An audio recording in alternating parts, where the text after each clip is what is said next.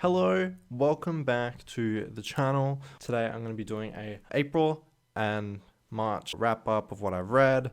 I have some of the physical books here. I also have some books that I read on audiobook, so I'll be talking about them, and then some on ebook as well. So yeah, let's just get started with what I started off with, and that is The Song of Achilles. Now, I gave this book a 4 out of 5 stars. You can see there's quite a bit of note-taking and stuff throughout it, because I was very highly anticipating this book. I was thinking it's going to be a for sure 5 out of 5. This is the kind of story that I love. I love fantasy. I love LGBT characters. I was super excited. But I think some of the choices towards the end of the book I didn't agree with, some of the directions that the characters took. And I know this is a retelling of Homer's Iliad, so I'm not sure if Madeline Miller was kind of coaxed into taking characters that route. I know that that was the original ending of the Iliad, but I do think that some of the characters, I'll be doing all these spoiler free by the way, that some of the characters took journeys in the story that I really didn't agree with. I think some of them were built up to be, people that really cared about their fate or people that were really empathetic. And then it kind of just ended up being not that. So this was a 4 out of 5 for me. I did love it. I think it was really great. I love the writing. I especially loved kind of the middle section. Kind of weirdly started to feel detached from the characters. And I didn't end up crying to this, which was astounding to me because I really thought that I would. The next book we're going to talk about, I should probably do these together, is this big behemoth, this block of paper. Sorry, that was probably really loud. This absolute giant of a book, Words of Radiance. There is not a lot I can say about this thing that hasn't already been said.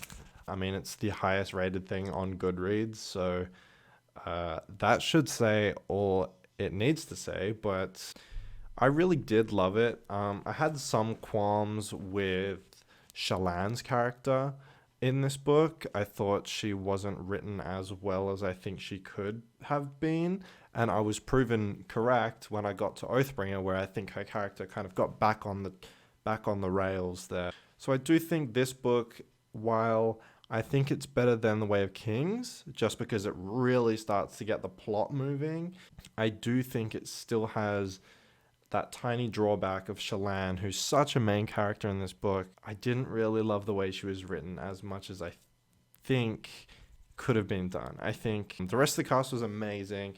I really loved Kaladin. I really loved Adolin. Those two are just my absolute favorite Stormlight Archives characters. I love them so much. I mean, everyone loves Kaladin. You have to be actually insane not to love Kaladin, but I think Adolin is kind of my personal bias. I just love the way his character interacts with the world, and especially in this book, he is such a standout character for me. I really love this book. I love what it does for the plot. I love what it does for the world. Yeah, so towards the start of this book, there is an event that takes place that results in, well, it's kind of an action-packed event. It's right at the start of the book, so if you haven't read Way of Kings, I won't say who it relates to, but if you have read Way of Kings, and it's not really a big spoiler to say that something action-packed happens at the very start of the book, and if you've read the whole book, you completely know what I'm talking about. And I actually really didn't like it at first. When I first read it, I thought it wasn't actually real. I thought it was a dream sequence. And then the second time I read it, I thought it was really, really poorly written. And then when I got to the end of the book, I was like, well, I don't know what I think about this anymore, because I just still think it was poorly written, and I just think it was an odd choice to happen so early on.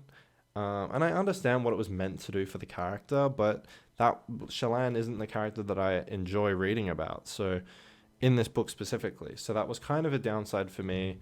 Her journey throughout the Frostlands can be a little bit boring at times. But I feel like Dalinar and Kaladin and Adolin and all the supporting cast in this book were really amazing, and I love what it did plot-wise. And the end of this book is crazy, on another level of cool. So yeah, that's all I'll say about Words of Radiance. It definitely was my favorite Stormlight Archive book at the time of reading it. I still do think it's better than Way of Kings, just because it pushes the plot of Stormlight Archives a lot more than Way of Kings does. Before I take off, I may as well talk about its brother, Oathbringer, which I also read. So this was in March, and this is my April read. And of course, it's huge, it's giant, it's crazy. And this I actually thought was better than Words of Radiance. So I think the Oathbringer is the better of the two books, but I completely and totally understand if someone thinks the opposite. A lot of people actually think this is their least favorite out of the three. And I understand that as well. I think there is a lot of personal reasons as to why you might like one book and not like the other book. I think Stormlight Archives is great for that. And definitely each book focusing on a different character is going to draw more or less people towards a certain book. The thing that I really loved about Oathbringer is just that the entire plot is like really coming together finally. And because character was something that I've loved throughout the whole series. Shallan being the one exception of a character, main POV, that I think maybe wasn't written as well as I probably would have liked. We end up here with a book that has amazing characters written throughout. I think Shallan is done amazing in this book. I think Kaladin is really good in this book. Dalinar, well, this is obviously Dalinar's book, so he's got a ton of build-up and character development going on here, and his kind of revelations towards the end of this book is just absolutely amazing. I'm going to be doing no spoilers for this one, so Kale, if you're watching, don't worry, I won't be spoiling what happens.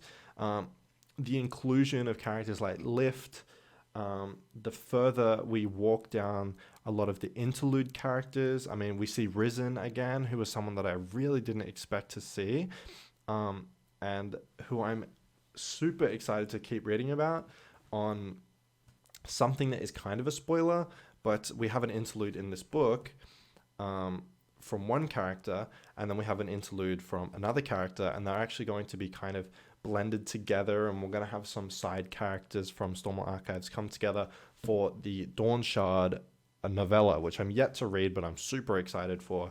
I think those characters were done really, really well. I love Seth in this book. I love all the magic that's happening, the build-up, the exploration of Shadesmar, the battle sequence towards the end. I do think the middle stretch of this book was probably like about there.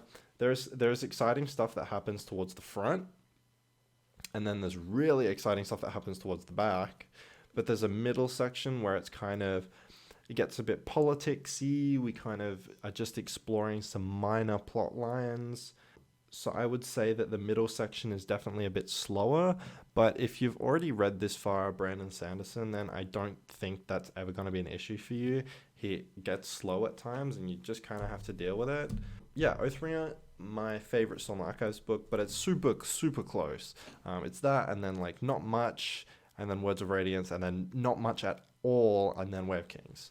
So, yeah, I really love those books. And while I was reading those books, the next one is a DNF, a stinky, dirty DNF. I did get this far into it. My bookmark is still there, which is actually a Nintendo Pikmin AR card. So I did reach part 2, The Blade. And this book, I'm going to be completely honest, has one of the best covers I've ever seen on my bookshelf. This, honestly, I probably would say is my favorite book on my bookshelf in terms of cover. I think the spine looks beautiful. The back is whatever, but the front and the spine, I think, are really amazing. And I wanted to get a bit more into grimdark, and it is a LGBT story. Very, very heavy on the male LGBT representation here. So I was like, this is like weirdly the perfect book for me. And I DNF'd it because I think this book is really poorly written. And I can't sugarcoat it. I really wish I could. But I just think it reads like a Year 10 literature assessment I think it's written so poorly that I just could not get through it. And I think the story was also not very interesting. I mean, nothing happens in the whole start of this book. They fight a dragon, and it is the most underwhelming thing I've ever read. It's like just so random, and it's supposed to be this like huge event. Like they didn't even think dragons were real or dragons existed out here or something like that.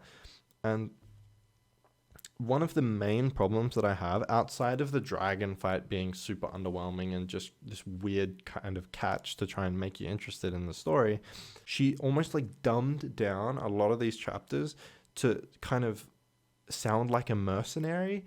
And in doing so, it actually sounds like someone who shouldn't be an author because they aren't good enough at writing, because she wants to sound like these mercenaries who aren't intelligent, who aren't smart, who don't have a lot of vocabulary and things like that. But the end result is just this weird kind of caveman talk and like repetition of like blood, blood, blood, beat, beat, beat, I smack you overhead with sword. And it is incredibly hard to read at times. It is so frustrating. The world in this book is just the most confusing mess. It feels like she wants to make it sound complex, but it's not complex at all. There are backstories, there are family bloodlines, there are lineages, but none of them get even the slightest bit of conversation about them. They're just kind of thrown out there without explanation, and I'm left to kind of decipher, well, it's quite obvious that X main character is going to be part of this random bloodline that we keep getting random chapters for that makes no sense. And it's an assassination story, but we don't even get like anywhere near any kind of assassination, and we're like this far into the story, and I don't care about any of the characters. The plot is just kind of trudging along. We have these random side characters that haven't interacted with the main plot yet, and I just have to wait until they do. And I honestly think the representation of LGBT men in this story is pretty bad. It's really not that interesting. It's just kind of slapped into the story.